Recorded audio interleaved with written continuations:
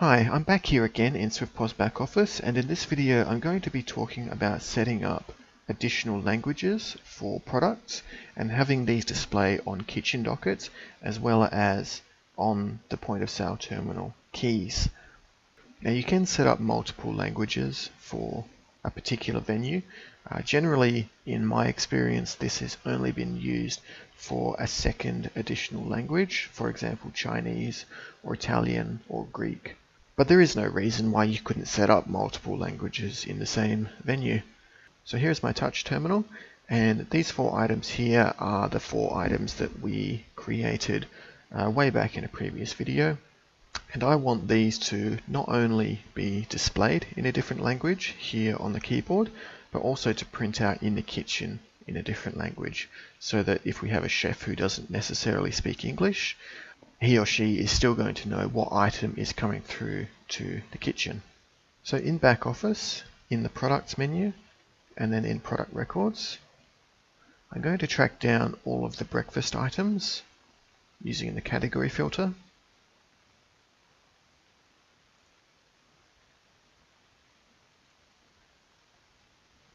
And there are those 4 toast items that I previously created. For each of these, I'm going to click on Full Edit. And then over on the left-hand side, we have a button that says Languages. If I choose that, there are a bunch of different fields in here where we can fill these in with whatever alternate language we need to use. And these don't necessarily need to be the language that is denoted here. We could just use this, for example, as a placeholder for some other language if that language is not already included on this list here. So to demonstrate this, I'm just going to be using the Italian field. And I have no idea if any of this is correct because I don't actually speak Italian.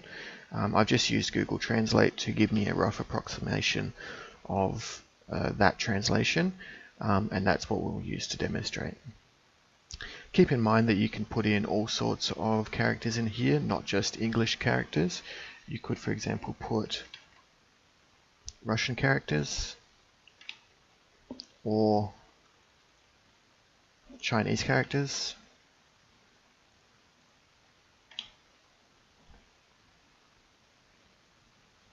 However, there is a little bit of a caveat to that, using Chinese, Japanese, or any characters really that are relatively complex, which I'll cover a little bit later in the video. I'll just save this for now.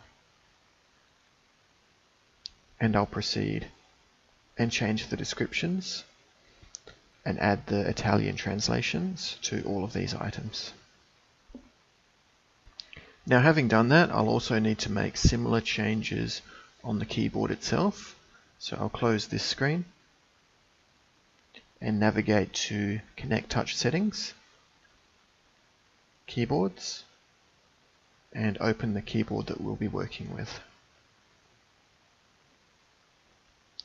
Here on each of these Toast product buttons, if you highlight it, you'll see that there's an additional settings button for languages. Now, if you had already added the language in the product before adding the key to the keyboard, then these fields would be populated.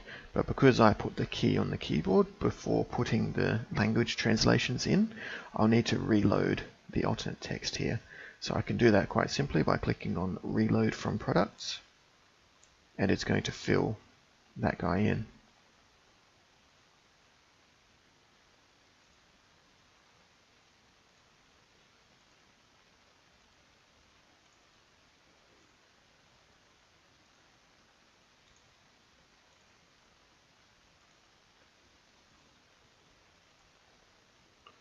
Okay, so I've updated my terminal, and now to display those additional languages, we'll need to enable support multiple languages in Tools, Terminal Settings, Clerks, and support multiple languages just here.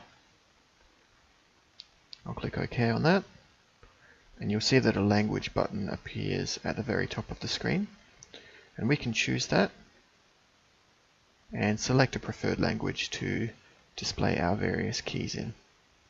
You'll see that anything that doesn't actually have a translation of that language just remains at the default, whereas anything that does have an Italian translation does have that translation on the key and also on the sales screen when that product is rung up. I can go ahead and change the language to a different one, for example, and choose that one. Or I can change it to Chinese and choose that one again, and we'll see that all of those translations remain on the sales grid in whichever language they were rung up in. I'm going to cancel this transaction for now. And if you'd like to avoid using the language button at the top here to manually choose the language that the keyboard is displayed in, you can set specific languages to specific clerks, but for that to work you'll need to enable some kind of clerk mode. So for now I'll come into the Tools menu, into Terminal Settings, into Clerks, and I'll turn on Fast Clerks, and I'll turn off the PIN number. Click OK.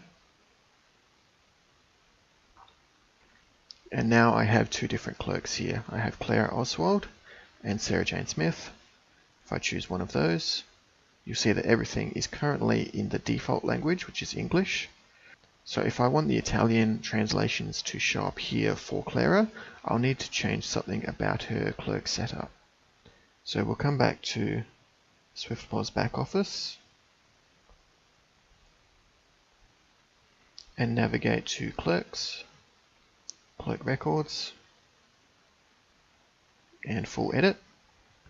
And we can see that about the middle of the page here we have an option for a preferred language. I can set that to Italian and save my changes.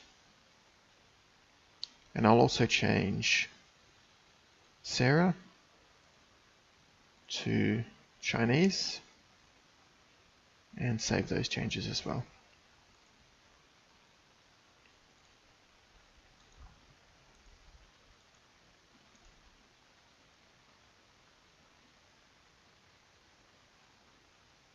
Now you can see that if I log in as Clara, the Italian translations will already be there and I don't have to select that manually. If I log out and log back in as Sarah, then the Chinese translations will also be there. So now we have both the keyboard and the sales grid displaying additional languages, but we might also want to print additional languages into the kitchen so that the chef can understand what's being ordered. And to do that, we'll set that up wherever the peripheral, the kitchen printer peripheral, has been set up, which in my case is in SwiftPOS back office. So I'll navigate back here.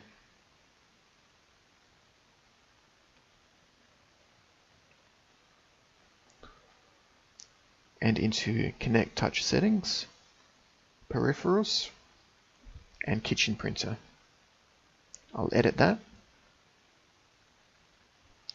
And then edit the header and footer. And across the top here we have a Languages tab where you can choose whichever languages you want to show up on that receipt. This is a little bit different to what we were doing on the sales grid.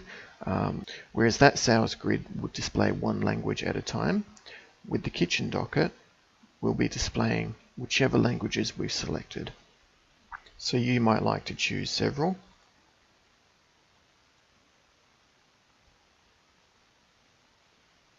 And add these, but in general you'll probably only want two. You'll probably want English and whichever secondary language is used. In addition to that, the languages will be displayed on the kitchen docket in the order that you see them here. So first the English, then the Italian, then the Russian, and then the Chinese. And this is very important when you're using languages with complex characters like Chinese and Japanese, because as it stands, we can change the size of the first language, but the size of the second language will always be the default size. And in the case of Chinese, it's far too small to make out the characters properly. And so if you are using Chinese or Japanese, you'll want to put that language up the very top. I'll go ahead and remove these guys as well. And I'll save my changes. Send those changes to the terminal. And now we can print a docket to see how that looks. So I've logged in as Sarah with the Chinese translations. I'll bring up an item and put that onto a table. And here is my kitchen docket. So it looks very similar to how it previously looked. Docket type at the top, table number, but our first translation is in Chinese. Our second translation is in English. However, keep in mind that the languages you see here are completely independent to the languages that the clerk sees when they're ringing up the items on the point of sale. So I'll close this docket. I'll log in as Clara with the Italian translations. We've already got some items here, so I'll go ahead and put that onto a table.